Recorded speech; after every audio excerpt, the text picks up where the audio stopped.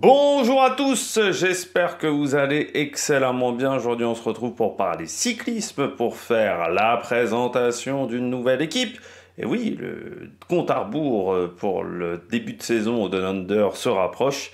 Et donc, on continue avec ces présentations d'équipe World Tour. Et aujourd'hui, dans l'ordre alphabétique, eh bien, c'est la Cofidis qui va passer sur le grill. Autant vous dire que l'année 2024 n'a pas été simple pour l'équipe de Cédric Vasseur. N'hésitez pas à vous abonner à la chaîne, à réagir dans les commentaires, à mettre un pouce bleu, à partager la vidéo sur les réseaux sociaux, notamment auprès de vos proches, si vous pensez que ça peut les intéresser. Dans les commentaires, n'hésitez pas à me dire qui vous a plu, qui vous a déçu. Quand vous vous abonnez à la chaîne, vous pouvez rajouter la petite cloche, comme ça vous êtes au courant des dernières vidéos qui sortent. Et puis plus vous cliquez rapidement sur une notification sur une miniature, plus la vidéo est mise rapidement. Enfin, plus la vidéo est mise en avant.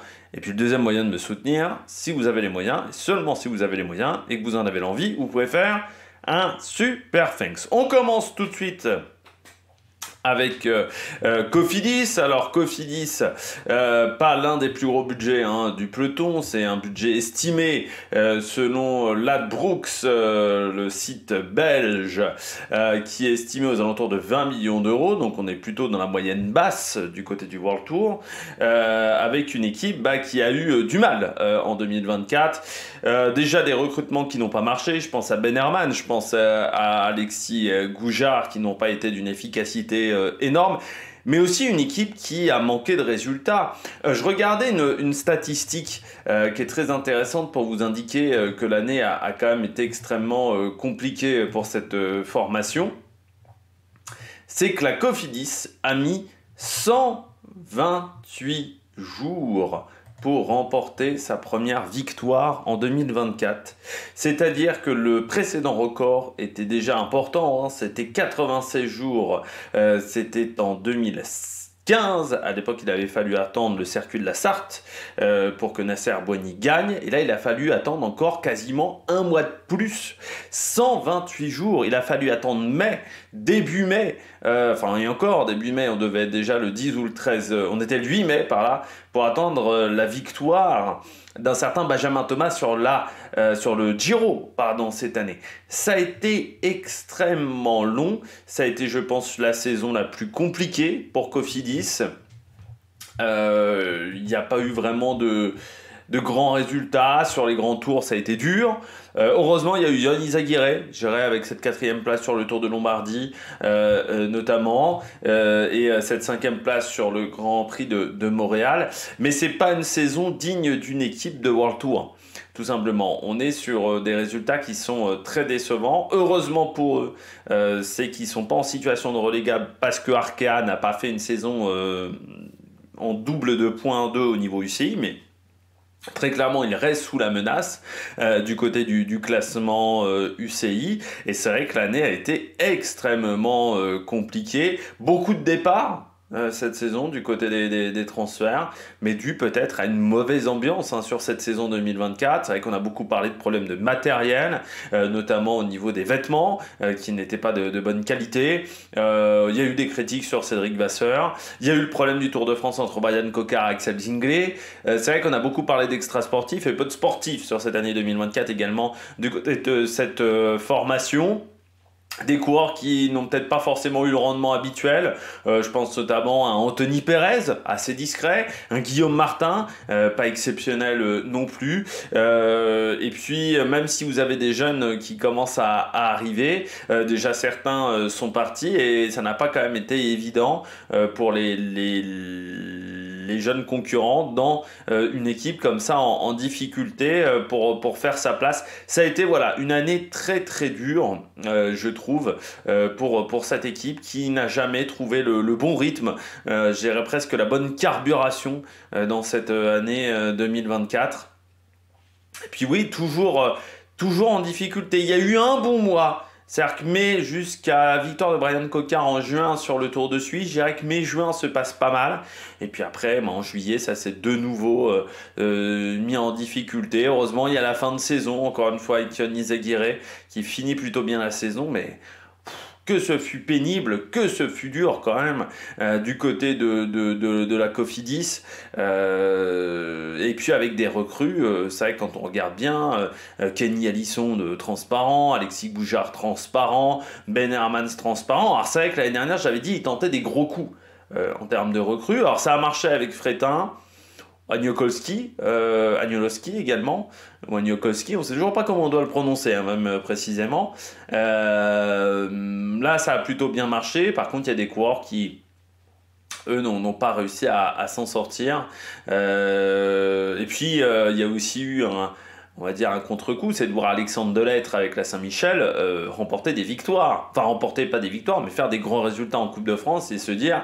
Ah bah Coco il a fait une grande saison une fois qu'il quitte la Cofidis, donc il n'y a vraiment pas grand chose qui a fonctionné du côté de la formation française, donc on attend une relance en 2025, c'est vraiment l'attente que j'ai du côté de la Cofidis, que cette équipe retrouve des couleurs. Je m'attends pas à ce qu'ils fassent une saison comme en 2023, pour moi en 2023 ils étaient un petit peu en sur-régime on va dire en termes de résultats.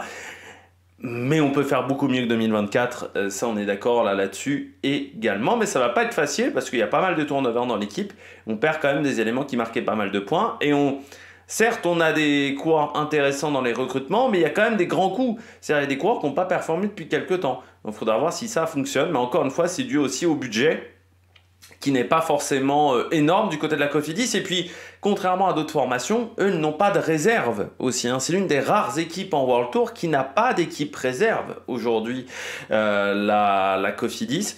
Et forcément, c'est pas un avantage parce que tu es obligé de choper des concurrents chez les autres. Et soit tu as le nez creux, soit tu peux pas récupérer les concurrents de talent qui sont déjà bloqués par les autres formations. Donc c'est vrai que c'est un petit peu le problème de la Cofidis aujourd'hui. C'est vrai que heureusement, du côté de la Cofidis, c'est que l'équipe féminine, elle a plutôt eu des résultats en progrès. Mais l'équipe masculine, elle a été en difficulté. On regarde un petit peu les statistiques du côté de cette saison 2024. Et on va commencer par les victoires en 2024. Eh bien, elles sont au nombre de 5. Vous avez Benjamin Thomas sur le Tour d'Italie. Donc, première victoire seulement en mai. Deuxième victoire pour Axel Zingler. C'était sur les boucles de l'Aulne. C'était également en mai. Troisième victoire en mai sur les 4 jours de Dunkerque avec Milan Fretin. Ça, c'est entre le 8 et le 14 mai. Ensuite, vous avez une victoire encore en juin, Brian Cocard, sur la deuxième étape du Tour de Suisse. Et puis ensuite, au mois d'août, Milan Fretin, deuxième étape du Tour du Poitou-Charentes, Nouvelle-Aquitaine. En dehors de ça, c'est quand même pas très folichon, ce qui fait qu'en termes de nombre de victoires, eh bien 5, c'est l'une des moins bonnes saisons de cette équipe. C'est même la moins bonne saison je dirais classique, parce que certes il y a eu 2020 où il y a eu que 2 victoires, mais 2020 c'est une année quand même particulière sous Covid. Si on exclut toutes les années, si on exclut 2020 on va dire, et qu'on regarde toutes les années depuis 97, c'est la moins bonne saison en termes de nombre de victoires. Sinon il fallait revenir à 2012 où il y avait eu seulement 6 victoires, et même 2015 par exemple où ça a du mal à se mettre en route, c'est 21 victoires pour cette équipe, et on est bien loin des 14 victoires de 2023 ou des 19 victoires de 2022 pour cette formation Cofidis. Du côté des victoires, donc 5 victoires seulement, ça les place extrêmement loin au classement. Il faut au classement, on va dire, des équipes au niveau international, c'est seulement la 63e équipe au classement du nombre de victoires. Ils sont au même niveau que la Q36 ou que la Coratec, qui sont quand même pas les meilleures équipes de deuxième division. Et malgré tout, sur seulement 5 victoires, eh bien, vous arrivez quand même à avoir quelques victoires en World Tour, 2 victoires en World Tour, donc c'est pas la plus mauvaise équipe dans ce classement. Arkea, Astana ou la Movistar sont derrière. Et par contre, il y a aussi une statistique qui est intéressante, 5 victoires avec 4 coureurs différents, même si c'est la dernière équipe au niveau World Tour au nombre de vainqueurs différents, eh bien c'est quand même pas très éloigné d'une équipe comme Intermarché ou Astana, et encore une fois elles ont eu bien plus de victoires que la Cofidis cette saison, hein, il faut pas l'oublier également. En termes de points UCI, c'est pas foufou, on est à seulement 3766 points de marqués en 2024, c'est 1000 points de moins qu'en 2023 et 1300 points de moins qu'en 2022, alors qu'en 2022, je rappelle que le classement et le système de points étaient différents et il était moins redistributeur, notamment sur les courses par étapes. Donc normalement, toutes les équipes ont réussi souvent à marquer plus de points qu'en 2022. Donc là, ça montre bien que l'année 2024 a été extrêmement compliquée pour la Cofidis. En termes de résultats, on regarde tout de suite les transferts du côté de cette formation. Eh bien, pas mal de départs, comme je le disais, déjà pas mal de départs à la retraite. Gorka Izagirre, Simon Geschke, Ben Hermans, et puis vous avez également Alexis Goujard qui vient d'annoncer sa retraite. Parfois donc des recrues qui étaient là il n'y a pas si longtemps que ça. Kenny Ellison, lui, n'a toujours pas trouvé de point de chute comme Axel Mario et Christophe Nope. Thomas Champion redescend en continental chez Saint-Michel Préférence Home Aubert 93. Harrison Woods, lui, va dans une équipe portugaise, Sabgal, en Côte-d'Or. On va réussir à faire les sonorités dans le bon sens. C'est pareil pour Ruben Fernandez qui va dans la même structure. Et puis Guillaume Martin qui passe à la Groupama et Axel Zinglet qui va chez Team Visma. Parmi les recrues, beaucoup de recrues également, notamment Dylan Tuns qui était chez Israël, Emmanuel Bourman qui quitte la Red Bull Borans-Grohe, Alex Aramburu quitte la Movistar, Damien Touzé était à la Decathlon, Sylvain Moniquet était à la Lotto, Valentin Ferron à la Total, Simon Kerr ou Simon Carr était à la EF, Paul Ourselin à Total Energy, Sergio Samitier Movistar, Yann Mas à la Jayco Alula, et puis deux recrues d'équipe amateur. Vous avez Sam Maisonneuve qui était chez Vendée U et Clément Izquierdo, voilà, pardon, parce que je suis assez loin de mon écran maintenant, avec le fait que j'ai un deuxième ordinateur à côté, qui était, lui, chez AVC, Aix-en-Provence. Ce qui fait que cette équipe, en 2025, aura 30 coureurs. C'est une équipe quand même qui n'est pas si jeune, hein. C'est la 16e équipe la plus jeune du World Tour, donc il n'y a que Jayco Alula et Lidl qui sont derrière, avec 27 ans, 8 en moyenne d'âge. Le plus jeune coureur, c'est Sam Maisonneuve qui a 21 ans et 119 jours. Le plus âgé, c'est donc Yon Izagirre. Vous pouvez voir qu'il y a 10 coureurs qui ont 30 ans ou plus, mais un seul a plus de 35 ans, encore une fois, Yon Izagirre, qui a bientôt 36 ans, et parmi les coureurs qui ont moins de 25 ans, et ben là c'est aussi assez maigrichon avec seulement 6 coureurs qui sont dans ce cas-là. Vous avez Oliver Knight, Milan Fretin, Hugo Toumir, Clément Izquierdo, Nolan Maudo et Sam Maisonneuve, donc une équipe qui a tendance un petit peu à avoir du mal à rajeunir son effectif, mais encore une fois, vous avez une équipe qui n'a pas de formation d'équipe réserve, contrairement à la Groupama, contrairement à Decathlon, ou encore même à Arkea, B&B Hotel, donc ce qui pose des problèmes un petit peu de ce côté-là. Du côté de cet effectif 2025, c'est pas simple. On sent que c'est une équipe qui n'a pas forcément le plus gros budget. On mise quand même sur des grands... Enfin, sur les transferts, on mise encore sur des grands coups. Parce que Dylan Tuns, ça fait depuis quelques temps qu'il n'a pas fait grand chose. C'est pareil pour Emmanuel Bourman en termes de résultats. Paul Ourselin, bon, c'était pas non plus exceptionnel hein, chez Total Energy. Valentin Ferron, la dernière année, a pas été dingue non plus. Donc, Sylvain Moniquet était plus équipier quand même du côté de la Loto. Donc, on tente des grands coups, sauf Alex Aramburu, je dirais, qui est plutôt une assurance en termes de résultats. Mais on tente quand même beaucoup de grands coups. Donc, je sais pas ce que ça va donner vraiment.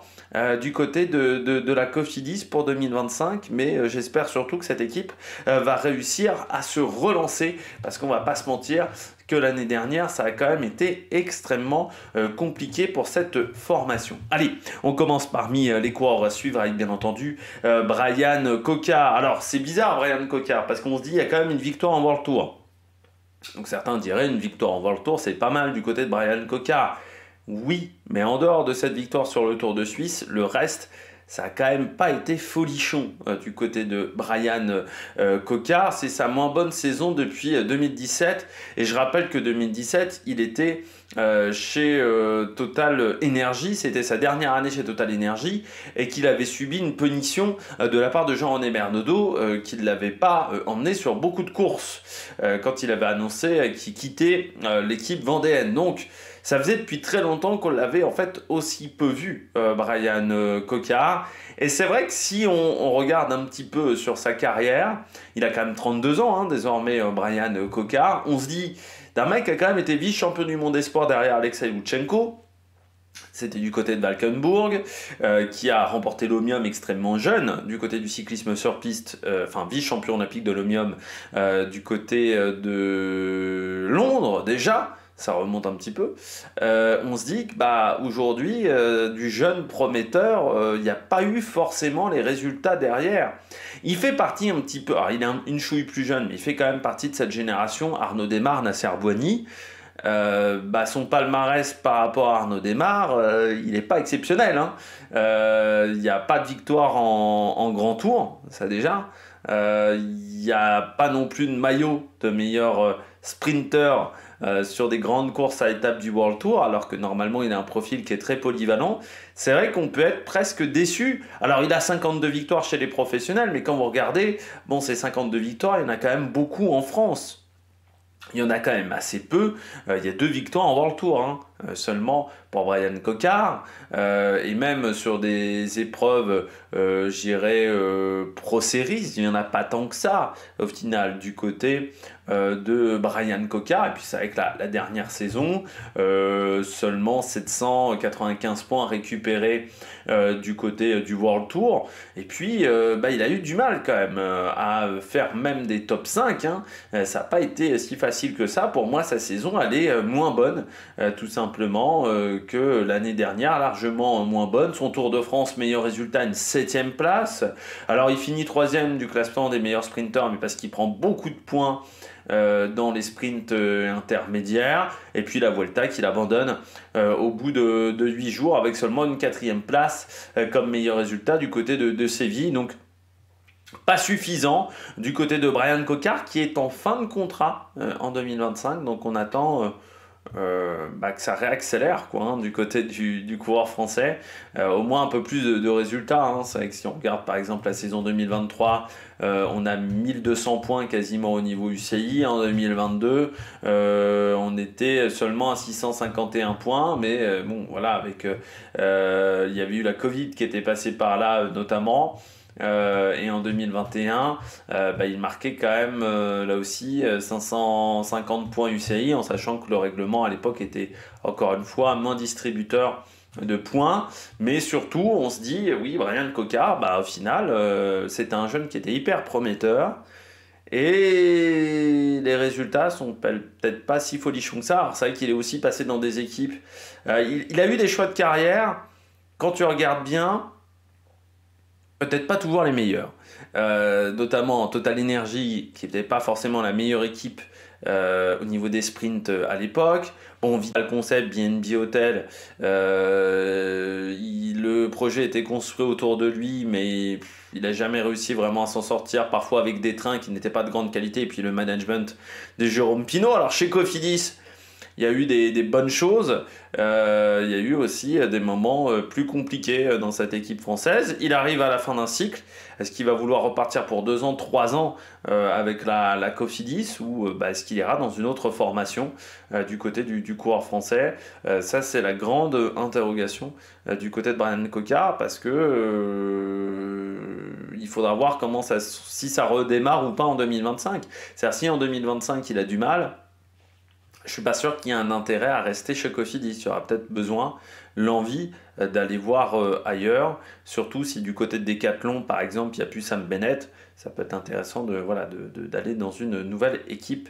Et après, il faudra voir si Decathlon a envie de le recruter. Ça sera aussi une autre interrogation. Début de saison australien, hein, comme souvent chez Brian Cocard, donc ça permettra de voir où il se situe déjà en termes de niveau de performance, mais il faudra redémarrer sur un bon petit tempo déjà du côté de Brian Cocard. Du côté de Milan Frétin, le Belge, lui je vais le suivre parce que j'ai trouvé sa première année chez Cofidis très intéressante. Lui qui venait de la Flanders baloise, qui n'est pas la meilleure équipe en deuxième division. Eh bien, ça n'était pas forcément évident, encore une fois avec une équipe qui était un petit peu en difficulté. Victoire sur les 4 jours de Dunkerque du côté du Touquet sur un sprint qui était assez atypique où il pleuvait énormément. Il était assez technique, il s'est imposé également à Niort sur le Tour du Poitou-Charentes, ça c'était au mois d'août, et puis pas mal de places d'honneur sur cette saison, et ce qui fait qu'il marque 872 points, ce qui lui est sa meilleure saison depuis le début de sa carrière à Milan Frétin. J'en attendais pas grand chose forcément en début de saison l'année dernière, et je trouve que il a réussi à se montrer, et ça a commencé dès l'UAE Tour parce qu'il tombe en tout début du UAE Tour et il arrive quand même à faire une 4e place sur cette course là, et je trouve qu'il a bien réussi à relever la tête ensuite du côté de Milan Frétin. Donc je trouve que voilà, c'était très très intéressant sa première saison, et puis encore une fois 2 victoires chez les professionnels, une saison où il a été présent du mois de février au mois de... allez, peut-être pas le mois d'octobre, sur le Tour de Ganzi, c'est un petit peu plus compliqué, mais il est quand même 3e de la Sparkassen Musterland Giro. Pas mal de places d'honneur, notamment sur des gros sprints. Donc plutôt intéressant. Donc je vais suivre attentivement Milan Frétin, puis j'espère qu'on lui donnera sa chance sur un grand tour à Milan Frétin, parce que je pense que voilà, il a montré en 2024 qu'il avait la possibilité de faire peut-être des top 10 sur des sprints de grand tour, voire mieux, potentiellement sur une Vuelta. Simon Kerr, 3e coureur à suivre. Là aussi, un coureur qui a vécu une année 2024 pas exceptionnelle, très peu de jours de course, seulement 41, pardon. Vainqueur malgré tout du Trophée Octavia au début de saison. 6e à Alès sur le contre-la-montre de l'Étoile de Bessèges, vainqueur également d'une étape sur le Tour des Alpes en échappée, vainqueur du classement de la montagne, mais la saison ne s'est pas enquillée comme il le voulait ensuite, avec un abandon assez tôt sur le Tour d'Italie, quasiment 2 mois, plus de 2 mois sans courir, avant d'aller sur le Tour de l'Ain, Tour de Burgos, et puis pas mal d'abandons en fin de saison, notamment sur du Tour du Langkawi, où il se retrouve hors délai lors de l'étape 4. Donc on va voir ce que ça va donner désormais du côté de Simon Kerr, mais là aussi on espère un coureur qui va réussir à se relancer du côté de la Cofidis, et puis ça sera sa première fois depuis Delco qu'il retournera dans une équipe française, en sachant que chez Delco il n'avait été que stagiaire dans l'équipe, il n'avait pas été numéro 1 dans cette formation qui certes est britannique, techniquement de nationalité Simon Kerr, mais qui a vécu en France pendant très longtemps. Il parle un français parfait, Simon Kerr. Notamment il a été champion de France de karting, Simon Kerr. Champion de France ou champion de région PACA, je sais plus, de karting. Mais donc voilà, il a fait des choses en France, parce qu'il a été... il y a une époque, il hésitait même à devenir pilote automobile. Puis bon, les budgets sont pas forcément évidents, et il s'est concentré sur le cyclisme où ça demandait moins d'argent pour pouvoir financer une saison, très clairement du côté du cyclisme. Dylan Tuns. Dylan Tuns, la saison, elle est particulière. Sa saison 2024, moi je trouve pas que ça soit la plus mauvaise chez Israël. En chiffres, on a l'impression comme ça qu'elle est pas bonne. Je trouve que la 2023 est moins bonne que la 2024, notamment parce que il est sur la flèche Brabançonne. Il fait 8 du Tour des Flandres et c'est l'un des rares à suivre Van Der Poel, enfin essayer de suivre Van Der Poel quand il accélère. 15e de la Stèle, 15e de Liège également, et puis après 6e d'une étape du Dauphiné. Et la suite de la saison a été beaucoup plus compliquée après cette 6e place du côté du col de la Loge sur le Dauphiné. Il a un peu disparu. 10e quand même du Tour de Wallonie au mois de juillet et une Vuelta, mais il n'a jamais été vraiment très présent aux avant-postes sur la Vuelta, jamais vraiment dans le coup. Avant une fin de saison, voilà, au Japon notamment, où il a été assez peu présent. Dylan Tuns, bon, de toute manière, ils n'avaient plus forcément de leader, en sachant qu'ils ont perdu Guillaume Martin. Donc c'est un coureur, on sait, qui est en capacité de marquer des gros points au niveau UCI. La question de savoir s'il arrivera à se relancer. C'est vrai que ces 2 ans et demi chez Israël n'ont pas vraiment convaincu. Il était sur une belle dynamique quand il était chez Bahreïn, notamment avec sa victoire sur la Flèche Wallonne. Il y avait une victoire d'étape également sur le Tour de Romandie. Il arrive chez Israël un petit peu à la surprise générale, en plein mois d'août. À ce moment-là, on était en train de manger des esquimaux et on s'aperçoit que hop là, il a changé d'équipe un peu comme Bettiol en 2024. Et maintenant, il faut voir comment il va réussir à relancer la machine après 2 saisons et demie chez Israël qui n'ont pas été excellentes, mais une équipe qui est quand même un fonctionnement qui est là aussi assez particulier. Donc, il faudra voir comment il s'adapte avec la Cofidis. Ça sera sa première dans une équipe française et il est quand même chez les professionnels depuis 2011. Dylan Tuns, puisqu'il avait commencé à 19 ans dans une équipe continentale avant de rejoindre l'équipe de développement de la BMC et d'aller dans l'équipe UT de la BMC avant d'aller chez Bahreïn et Israël désormais. Donc moi je pense qu'il a encore des belles choses à montrer. Et puis ça fait du bien de voir les équipes quand même françaises réussir à attirer les grands noms et de se dire que peut-être que certains de ces coureurs-là, on les verra sur les Coupes de France. Normalement, Dylan Tuns doit faire l'étoile de Bessèges et le Grand Prix La Marseillaise.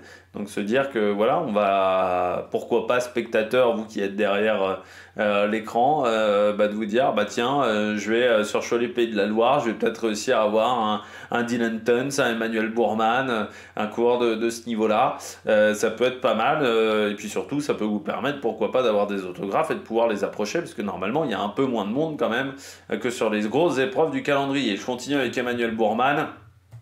Emmanuel Bourman, là aussi, on est sur un coureur qui n'a pas forcément eu de grands résultats l'année dernière, mais qui avait surtout un statut d'équipier chez Red Bull Bora.